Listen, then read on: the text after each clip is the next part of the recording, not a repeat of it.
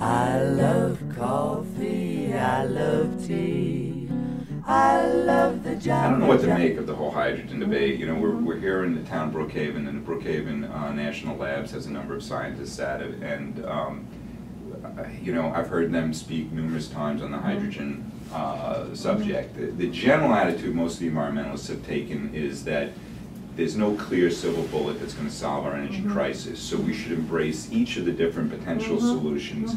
And it may end up being an equation where, you know, we know that solar works when the sun is shining and wind works when the wind is blowing, so those two work really well together. And then when it comes to alternative fuels, it's sort of an attitude of let's try and check out everything. But as we go forward, I'm beginning to question whether efforts that go towards hydrogen are just not going to bear. That go towards hydrogen are just not going to bear, you know, fruit. So I wonder whether efforts in that direction are efforts that could be better put into things we do know that works, like hybrid vehicles are here today. Yes, yes. We've had some 6 or 7 years of commercial experience with hybrids now, and there's a lot of excitement of whether we're going to go to plug-in hybrids in the next couple of years. Yes. And, you know, frankly, I think you're going to see the electric car making a comeback. I would love to see the electric car. I did see the expose, Who Killed the Electric Car. It was quite astounding. It really is. That they do really have the technology now that we could utilize and have electric cars and really reduce the carbon footprint, and we're not using it. Yeah, so that is that movie wakes you up. It does wake you up. If you look at that, it's yes. good for your students to see. I show it to my students, yes. Because it really makes the case about the decisions we make in government, because those decisions were made over 30 years ago, and if that program today, there's no question we have a lot of electric cars on the road. Now, of course, electric cars still need the energy from the electric system, but the point would be that A, you could use renewables for that electric generation, so you could have wind or solar being used to charge the batteries. And B, just even if you're drawing from power plants, it's still more efficient to draw from a large power plant than each car to have its own internal combustion engine giving off CO2. So electric vehicles, I think, are going to make a significant comeback in the next couple of years, and I think there's a lot of excitement about that. In the near term, it'll probably be more of hybrids and plug-in hybrids. The state of Israel is looking for them to convert all the vehicles in their entire country into electric cars. Really? An American company that got the bid to do the project there. So once again, you know, the original hybrid technology came from America, and it was, of course, Toyota, a Japanese company, that put them into the cars and started selling them. So many times, you know, the technology comes from the United States. Americans are leaders in Power control plants. You mentioned power plants. We did also approve a very efficient power plant here in Brookhaven and in my district, which is Caithness, Long Island. And I know you had been a strong proponent of approving Caithness. So do you want to talk a little bit about that? Well, yeah, I mean, for an environmental group, it was a tough call, because we would prefer to see no power plants exist. Of course, yes. But we have to live in the real world and make decisions that, you know, are in real time. And there is a sense in which we have 50-year-old power plants that we're relying upon for most of our electric generation. We know they're an old technology. Very inefficient, and a lot of pollution coming out of them, unfortunately. Yeah, particularly when it comes to CO2, they can do things to reduce the pollution in terms of the air quality that we breathe. Although Caithness is much better with that too. But let's say if you took the existing power plants and you put hundreds of millions into the smokestacks, you could make them somewhat cleaner, but they would still be wasting tons and releasing lots more CO2 than necessary. So Caithness is reducing the CO2 emissions, which is our greenhouse gas that we're most concerned with, by 32%. That's a huge number, because if you look at most of the discussion, we talk about needing to reduce it by something like 80% in the next 40 years. You often hear the numbers 80% by 2050. Very big numbers that we need to reduce CO2 emissions. The scientists are telling us if we're going to stop and at least slow down global warming.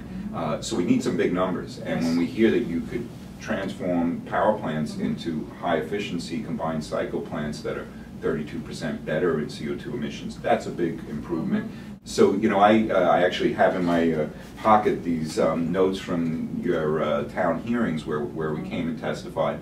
No environmental group opposed the power plant, but most of the environmental groups sort of, you know, kind of took a neutral position, because they know it was a better plant, so they didn't oppose it, but they still would prefer not to see any new plants. And so we took the position saying we do have to support support what is clearly going to be better, and we put our comments up online, and I invited anybody that disagree with us to tell me any element in our statement that was wrong. Untrue, yes, yeah, yes. and to this day, no one's pointed that out, because the facts are the facts. It's a much cleaner plant, and it displaces generation of electricity from dirty plants.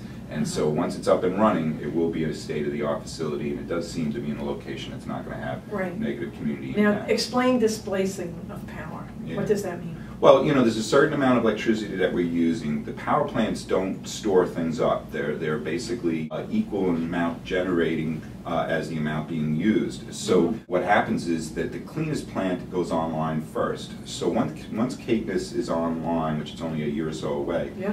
June 2009. Yeah, they're planning that it's going to run virtually every day.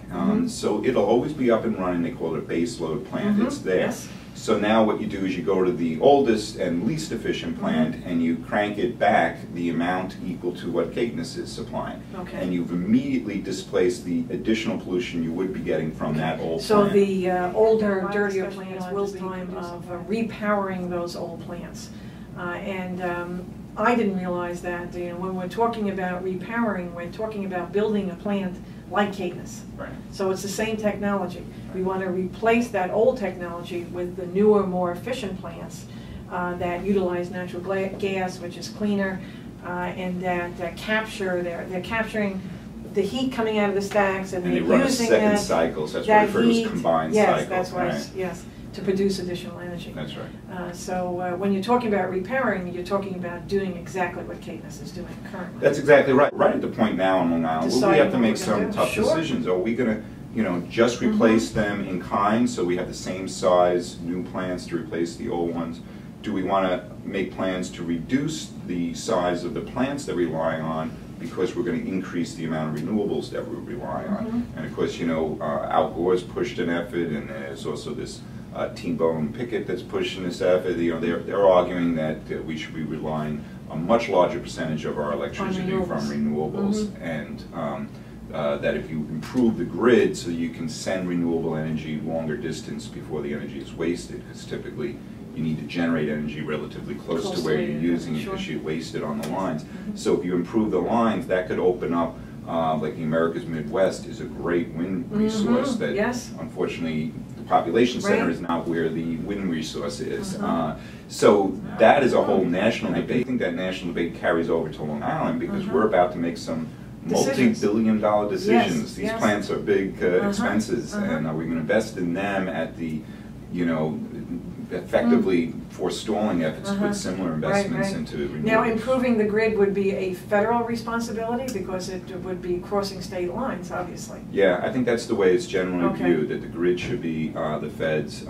There's been this whole, well, efforts that have taken place in the last decade or two have had more success in getting plants built by private companies and all that kind of stuff than they've had in improving the grid. So we had the blackout several years ago. Since then, so largely there hasn't been. There's a fundamental problem, and this comes back to where we kind of opened the discussion, that the federal government has, on a bipartisan level, for multiple decades now, failed to provide leadership on energy. There's no comprehensive energy policy on the national level.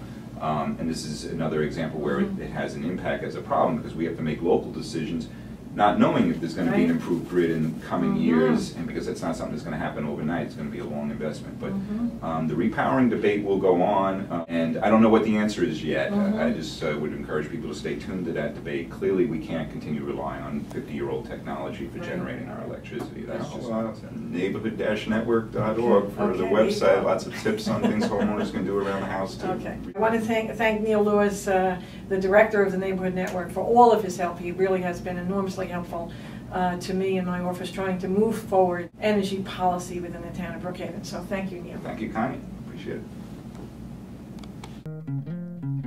I love coffee, I love tea, I love the jive and it loves me. Coffee.